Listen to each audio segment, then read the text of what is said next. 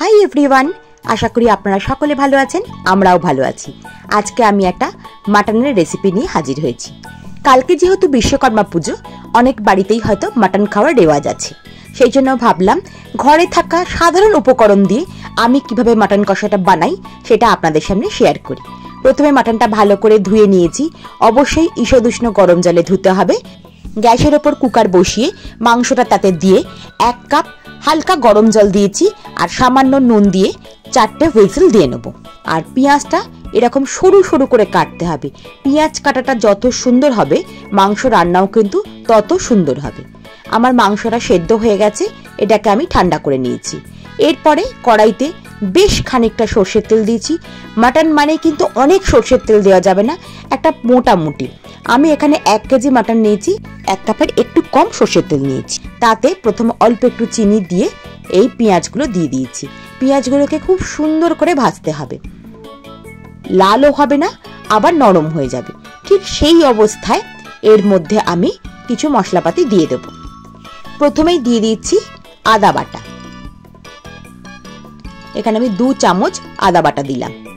তারপরে দেব রসুনের সাথে কাঁচা লঙ্কা বেটে রেখেছি, এটা অন্তত 3 চামচ দিয়ে দিচ্ছি। তারপরে একটুখানি কষিয়ে নেব, ভালো করে কষাতে হবে। এই আদা বাটা দেওয়ার পরে আমি একটু বাটি ধোয়া জল দিই, তা না হলে আদা হয়তো অনেক সময় তেতো হয়ে যেতে পারে, মানে পুড়ে গেলে তেতো হয়ে যেতে পারে। এরপর আমি দিয়ে দিচ্ছি পরিমাণ মতো হলুদ। ভালো রং আনার জন্য দেবো কাশ্মীরি লঙ্কার গুঁড়ো 1 চামচ। এটা ঝাল হবে না, কিন্তু রংটা খুব সুন্দর হবে। ভালো করে এটাকেও কষিয়ে নেব। আর মাটন যেহেতু সবাই একটু ঝাল ঝাল পছন্দ করেন, সেই জন্য আমি খুব সামান্যই সাধারণ লঙ্কা গুঁড়ো দেবো, 1 চামচের একটু কম দিয়ে ভালো করে মশলাটাকে আগে কষিয়ে নিতে হবে। মাংস যেহেতু সেদ্ধ করাই আছে, সেই জন্য কোনো টেনশন নেই। মশলা ভালোভাবে কষে যখন তেল ছাড়তে শুরু করবে, তখন মাংসগুলো শুধু তুলে তুলে দিয়ে দেবো। মাটনের স্টকটা কিন্তু সাইডে রেখে দিয়েছি। স্টকটা কিন্তু আবার একটু গরম করে নিতে হবে। যখন মাটনটা কষাবো তখন স্টকটা সাইডে গরম করে রাখতে হবে। ঠান্ডা স্টক কিন্তু কোনো মতেই কষানো মাংসের উপর দেওয়া যাবে না, তাহলে মাংসের টেস্ট নষ্ট হয়ে যাবে। যখন বেশ খানিকটা কষানো হয়ে যাবে, তখন অল্প অল্প করে মাটনের স্টকটা আমি হাতায় করে করে দিয়ে দিয়ে পুরো মাটন কষাটায় ওই স্টকটা কাজে লাগিয়ে নেব। আর অন্য কোনো জল কিন্তু আমি দেব না। আর আমার মাটনটা নিয়ে আসা হয়েছিল যেহেতু প্রচুর চর্বি ছিল, সেই জন্য আমি এখানে কোনো ঘিয়ের ব্যবহারও করছি না। শুধুমাত্র মাটনের স্টকটা মাঝে সাঝে দিয়ে দিয়ে ধৈর্য ধরে কষাতে হবে। মাটন রান্নার একমাত্র উপায় হচ্ছে ধৈর্য ধরে কষানো। আর মটনটা সুসিদ্ধ হওয়ার জন্য আমি 2টো সুপুরি দিয়ে দিচ্ছি। হ্যাঁ, যে সুপুরি আমরা পানে খাই সেই গোটা সুপুরি আমি দিয়ে দেবো। তাতে কি হবে, মটনটা ছেড়েও যাবে না, কিন্তু ভেতর থেকে সেদ্ধটা হয়ে যাবে। মটন যখন প্রায় কষানো শেষ হয়ে যাবে, তেল ছেড়ে আসবে, তখন নুন দিতে হবে। আগে নুন দিয়ে দিলে কি হবে, মটনটা শীতে হয়ে যেতে পারে।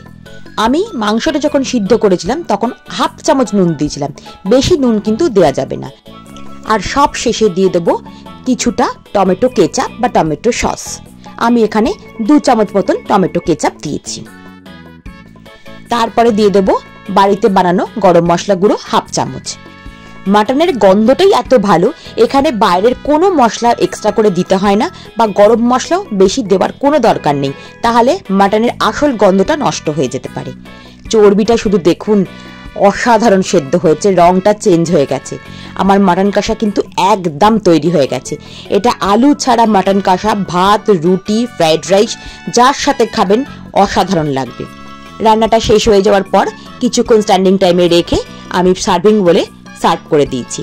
আজকের ভিডিওটা এখানেই শেষ করছি। যদি ভিডিওটা ভালো লেগে থাকে একটা লাইক, শেয়ার, কমেন্ট করবেন। আপনারা ভালো থাকবেন। কালকে কারোর বাড়ি যদি বিশ্বকর্মা পুজো হয়, হই হই করে আনন্দ করে পুজো কাটান। আমার ভিডিও দেখার জন্য আপনাদের অনেক ধন্যবাদ। আমি খোসবাড়ি পরম্পরা চৈতালি, আজ তবে আসি।